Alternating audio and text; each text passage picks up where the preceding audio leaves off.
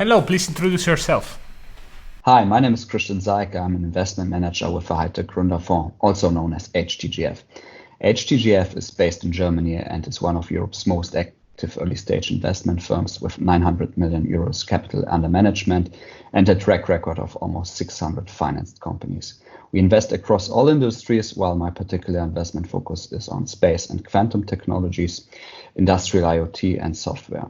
Before I joined for HTGF, I worked for DLR and JAXA and was responsible for the Mascot asteroid lander, which was Europe's contribution for the Hayabusa 2 mission.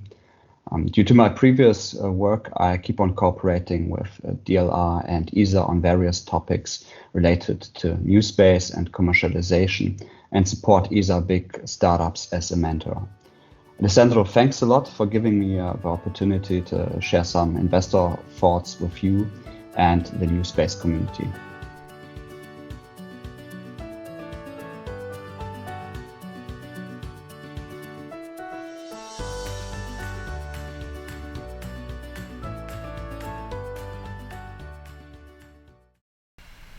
What is your definition of new space? I guess that's among your favorite questions, right? Well, new space is for me a new phase of the space age, which started in the 1950s and which can be characterized by a changed business paradigm. So, the first decades of the space age were dominated by governmentally driven space programs. Space companies were basically told by the space agencies and the military where to go, what to build, and how to build it. The supply chains were very rigid, the innovation cycles became longer and longer, and rising costs became the norm. There were only a few exceptions from that paradigm. Satellite telecommunication operators were among the first commercial customers, followed by Earth observation companies a few years later. However, some 10 to 15 years ago, we have seen the beginning of the paradigm shift. Serial entrepreneurs from the software industry entered the stage. New space companies emerged and started to challenge the status quo in terms of what to build and how to build it. They profited from a variety of technological developments, such as miniaturization and rapid prototyping. In addition to that, they applied also agile and lean management methods. Most prominent example is SpaceX, with their reusable rockets, which are built to a huge extent in-house. And whose founder, Elon Musk, is really working hard to create the technical means to establish a multiplanetary species. The same is true for Jeff Bezos' Blue Origin. The biggest difference between new space and old space companies for me is the fact that space companies do not longer wait to be told what to build, but instead to pursue actively new business opportunities. And that is something what I really like about new space, because in an ideal state, we might end up with a self-sustaining space economy, which is resilient to politically driven changes of the space program and which will carry us farther into deep space than any publicly funded space agency can do. What factors do you take into account when you evaluate a new space business opportunity? There are many factors which we take into consideration, but the most important factor is the team. The team consists ideally of highly qualified individuals with complementary skills which cover all required tech and business domains. It's definitely an advantage if they have worked together before. An extremely important success factor is the capability to learn, to adapt, and to respond to critical feedback, regardless where it comes from. It may sound contradictory, but think big mindset combined with a down-to-earth attitude is something what I really like.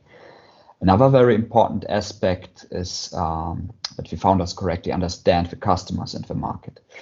The driving question is here the development status of the product and the market readiness. And with market readiness, I do not mean grants or governmental contracts, but an existing or at least a growing commercially motivated customer bases. At the end of the day, we want to invest in a self-sustaining business which can not only survive, but can grow without governmental subsidies. The products and services must solve a meaningful problem in order to have a chance to reach product market fit and to generate growing revenues. In this context, a pragmatic customer-oriented approach is much better than a dogmatic tech-oriented approach. The ugly reality is that too many founders still fell in love with their technology rather than with the customer. Another important factor is also a strong USP, which allows you to build a sustainable market entry barrier. And last but not least, I would say a realistic planning approach. If your revenue curve is linear, it's linear. Don't make it look exponential just to please the venture capitalist. Okay, and please back it with your own bottom-up market analysis. I know the space economy will grow, but it does not necessarily mean that your business will grow as well. There's no automatism. Is VC money patient enough to fund a hardware-based startup? Or do you think that new space startups should look primarily at software, for example? I'm a big fan of digitization and software businesses. However, we live in a physical world and there are obvious limits what you can achieve with software and so on. You cannot feed 8 billion people with bits and bytes, and you cannot heat your house with 1 million lines of code. And you cannot fight climate change just with digital solutions. Software can help us to build and operate machines more efficiently, but there are limits. As such, there's definitely a need for hardware building companies, and I see a tendency within the venture capital community to invest more and more into hardware-related companies, especially in the so-called deep tech and clean tech domain.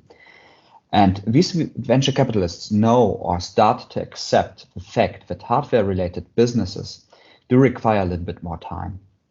What's definitely out of scope are endeavors which require decades to take off. Classical asteroid mining companies with no products or services for intermediate use are, for example, in that category. And don't get me wrong, I'm a big supporter of ISRO technologies, but venture capital is not necessarily the right financing solution for every endeavor. And Alessandro, to complete the whole thing, you know the old joke, you know how to become a millionaire in new space? You start as a billionaire. As such, it's not really a surprise that many prominent space entrepreneurs became rich with their software business before they have decided to enter the space domain. And what is the reason for that? Software or SaaS business requires less capital, they scale easier, at least in theory. The required know-how levels and competencies are easier to obtain, time to markets are shorter, quick adaptations and iterations are possible, and the margins are really high. In other words, it's a low-hanging fruit for investors. In a nutshell, investments in hardware-related startups and software businesses are on opposing ends of one investment spectrum. What are the typical return rates and time to break even for the most high-performing startups in new space in a VC portfolio? That's a very good question, and the truth is, I don't know. As you might know, we are invested in Orbital Express, a small satellite launch provider from UK, and in Bali Space, a system engineering software solution provider from Bremen. Since we are still invested and didn't exit it yet, I cannot share any reliable insights with you. And even after a successful exit, we keep these numbers confidential. But that is to a certain extent the dilemma of a venture capital scene backing the new space community. We're still lacking success stories on the investment side. SpaceX is again a good example. Elon Musk has no intention to go public with SpaceX due to his mixed experiences with Tesla. And so we find ourselves in a situation where we enjoy picture scenic launch events with astronauts on board, landing booster stages and so on, but we keep on lacking smiling investors. And that's what we need in order to attract even larger amounts of capital for more ambitious later stage activities. What would you say are the most important to-dos and not to-dos for an entrepreneur who's starting a new space business? The most important thing is that you can define do's and don'ts for different stakeholder groups. For instance, your family and friends, your co-founders, your employees, your customers, your business partners, your investors. The points I can share here are important from an investor's point of view, but are definitely not exhaustive. Okay, so let's start as with do's. Just do it, okay? That's the best time to start a space business. Forget about Corona and forget about the potential consolidation in crowded verticals. The overall growth trend in new space won't be stopped. There will be up and downs, but that is a normal pattern which you can find across all industries. But of course, you need to do your homework. And what do I mean with that?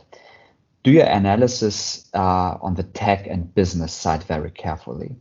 Writing down a business plan is not something you need to do in order to please an investor. It's about the process which helps you reflect your thoughts and which shall assure that you not overlook anything.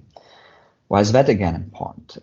You will do mistakes. That is part of the journey, and these mistakes are your learning source. Nevertheless, should you avoid avoidable mistakes? So keep on listening and learning and stay flexible to adapt your plans to changing tech and market realities.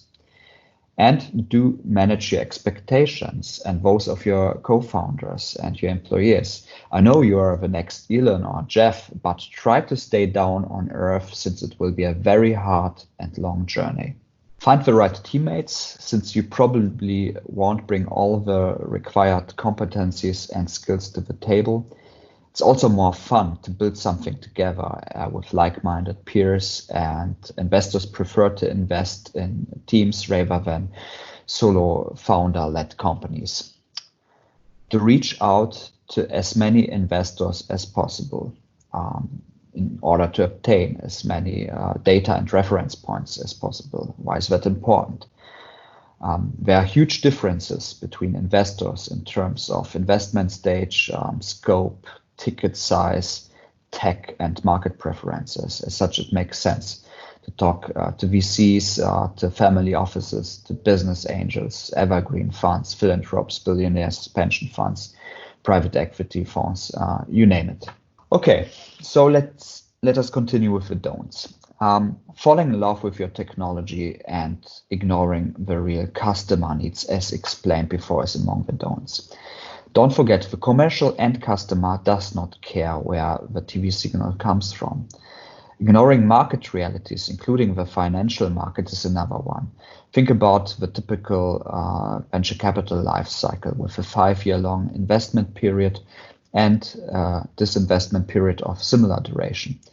If your development time is longer than that, it will be very difficult to get a deal with a venture capitalist.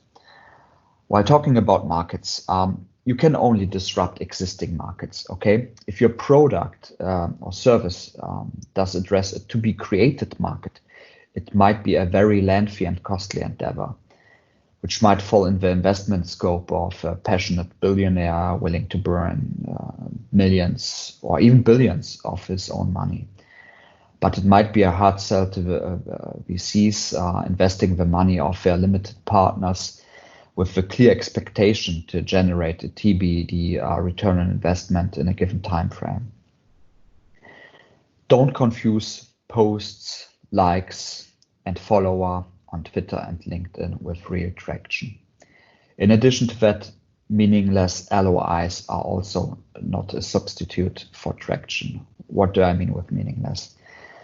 Statements like, okay, we like what you do, it's very interesting what you do, does not really help anybody.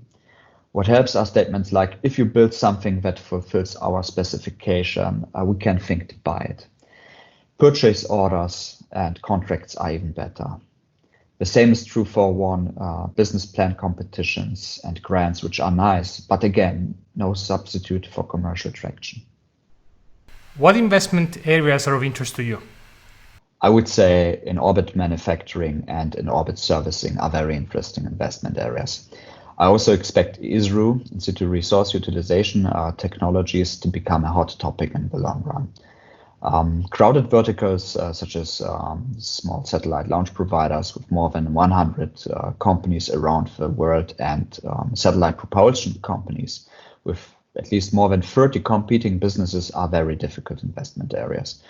I expect, as many others, a consolidation in these two verticals, and founders would need to provide us a compelling last mover advantage in order to convince us to make another early stage investment here. Why I'm so passionate about space. As a space engineer, I would love to see humanity to turn into a multiplanetary species.